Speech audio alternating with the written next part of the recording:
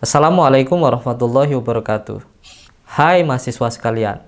Dalam kesempatan kali ini akan kita bahas mengenai hakikat dan dasar mengikat hukum internasional.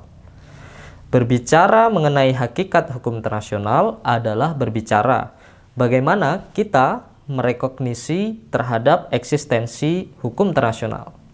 Setidaknya ada dua pendapat utama mengenai hakikat hukum internasional.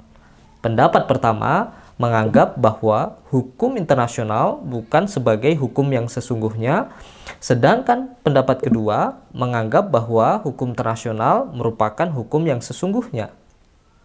Oleh karena itu, mari kita ulas dua pendapat tersebut seobjektif mungkin.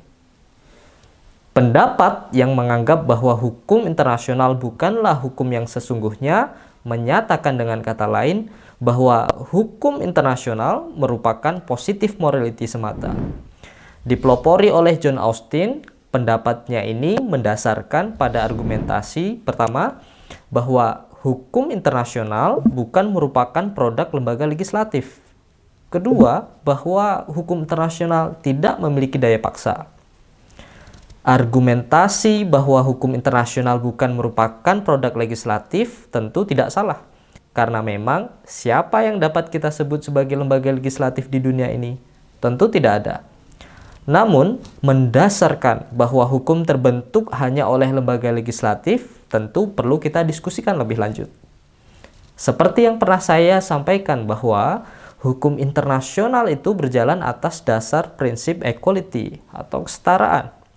Sehingga prinsip terbentuknya hukum yang utama didasarkan atas perjanjian dengan dalil pacta sunt servanda. Ketika belajar pengantar ilmu hukum, Anda pasti sudah sangat familiar dengan asas ini, bahwa perjanjian berlaku seperti undang-undang bagi para pihaknya. Kedua, argumentasi Austin yang didasarkan bahwa hukum internasional tidak memiliki daya paksa. Argumentasi ini juga benar. Karena memang tidak ada satupun lembaga yang memiliki kewenangan polisional di tingkat dunia. PBB, Dewan Keamanan PBB, atau ASEAN. Bukan. Mereka itu organisasi internasional. Bahkan, Piagam PBB, Piagam ASEAN menyebutkan bahwa tidak dibenarkan para anggota untuk saling mengintervensi atas urusan internal negara anggotanya. Yang kemudian hal ini menjadi prinsip dasar dalam hukum internasional, yaitu prinsip non-intervensi. Jadi siapa polisi dunia? Terlebih jika dikaitkan dengan fakta dan realitas internasional bahwa beberapa negara yang dianggap melakukan pelanggaran hukum internasional dewasa ini tidak pernah tersentuh hukum internasional dan tidak pernah ditindak. Betul.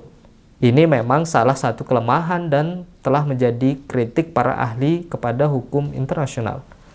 Pengadilan juga dianggap tidak memiliki otoritas memaksa. Ditambah bahwa hukum internasional acap kali multitafsir. Namun demikian, kelemahan ini tentu tidak lantas menganulir eksistensi hukum internasional sebagai hukum. Jangankan hukum internasional, hukum nasional pun yang memiliki perangkat penegak hukum yang lengkap tak luput dari para pelanggarnya. Mahasiswa sekalian, saya mau tanya, jujur ya, adakah di antara kalian yang pernah jajan telur gulung di atas trotoar? Es doger mungkin? Atau mengendarai sepeda motor di jalan raya tanpa helm?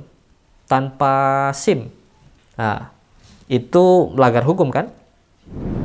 Tapi, apakah itu lantas menganulir undang-undang lalu lintas sebagai hukum? Saya sependapat dengan yang mengatakan tidak.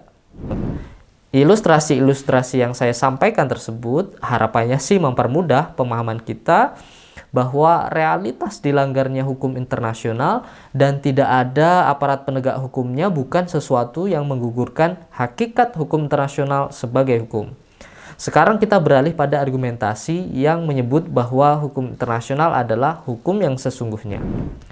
Lassa Frances Lawrence Oppenheim atau biasa disebut sebagai Oppenheim, salah satu yang mempelopori pendapat tersebut berargumentasi bahwa hukum internasional merupakan hukum yang sesungguhnya. Setidaknya didasarkan atas tiga hal. Pertama, adanya masyarakat. Kedua, adanya hukum, dan yang ketiga adanya jaminan terlaksana hukumnya atau external power. Sekarang kita bicarakan kriteria pertama, adanya masyarakat. Argumentasi ini mendasarkan pada fakta bahwa masyarakat secara alamiah memang membutuhkan keteraturan untuk menciptakan ketertiban. Sehingga dengan kata lain, apapun bentuknya, hukum akan ada manakala masyarakat ada. Hal ini senada dengan adagium yang sangat masyhur tentu, yaitu ubi societas ibi ius. Ubi societas di mana ada masyarakat, ibi ius di situ ada hukum. Kita dapat bertanya lebih lanjut, siapa yang dimaksud oleh Oppenheim sebagai masyarakat dalam konteks hukum internasional dewasa ini?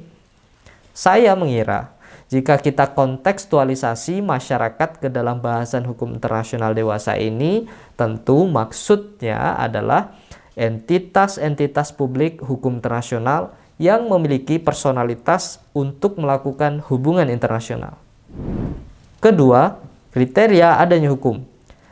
Dalam bahasan sumber-sumber hukum internasional, nanti kita akan jumpai bahwa perjanjian internasional merupakan sumber utama hukum internasional. Mengapa? Ya, karena memang tidak semua hukum merupakan produk lembaga legislasi. Hal ini didukung juga atas dasar fakta bahwa negara-negara mengakui hukum internasional sebagai hukum. Coba Anda amati lebih dalam. Meski ada negara-negara yang dianggap melanggar hukum internasional, memang biasanya terkait dengan perang sih. Namun negara yang dianggap melanggar selalu saja menganggap bahwa tindakan yang dilakukannya dilegitimasi oleh hukum internasional. Ketiga, adanya jaminan terlaksana. Kita mungkin harus bahas kriteria ini secara proporsional.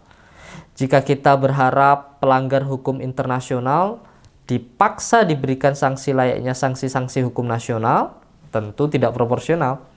Oleh karenanya, hukum internasional memiliki mekanismenya sendiri dalam memberikan sanksi. Sanksi sosial, sanksi internasional, hingga sanksi yang berbentuk psychological force, yaitu kutukan negara-negara lain terhadap negara yang melanggar. Oleh karena itu, mungkin sebaiknya kita tidak skeptis terlebih dahulu terhadap hukum internasional sebelum melihat realitas yang lebih besar. Mengapa? Karena hukum internasional tidak semata-mata terkait dengan perang. Ada banyak bidang yang diatur oleh hukum internasional dan hal-hal tersebut ditaati oleh masyarakat internasional. Terkait dengan ini saya juga pernah tulis dalam sebuah jurnal. Namun demikian, sebagai pembelajar, Anda semua boleh tidak sepakat terhadap pendapat pertama maupun pendapat kedua, atau terhadap ulasan saya. Barangkali Anda memiliki argumentasi lain yang lebih dipertanggungjawabkan. Mari berdiskusi. Bagaimana menurut Anda? Demikian, sampai jumpa di video berikutnya. Wassalamualaikum warahmatullahi wabarakatuh.